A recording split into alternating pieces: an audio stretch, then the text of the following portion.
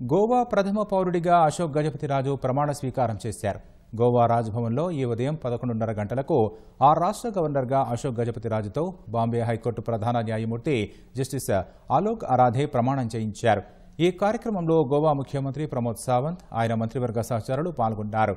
కేంద్ర మంత్రి రామ్మోహన్ నాయుడుతో పాటు ఏపీ శాసనసభాపతి అయ్యన్న పాత్రుడు, మంత్రి నారా లోకేష్, టీడీపీ రాష్ట్ర అధ్యక్షుడు పల్లా శ్రీనివాసరావు, టీడీపీ ఎంపీలు అశోక్ గజపతిరాజు ప్రమాణ స్వీకార కార్యక్రమానికి హాజరయ్యారు. గోవా గవర్నర్గా ప్రమాణ స్వీకారం చేసిన అశోక్ గజపతిరాజుకు పోలీసులు గౌరవ వందనం సమర్పించారు. ఆ తర్వాత గోవా ప్రభుత్వ ఉన్నతాధికారులు, ముఖ్య నేతలు అశోక్ గజపతిరాజుకు పుష్పగుచ్చాలు అందించి శుభాకాంక్షలు తెలిపారు.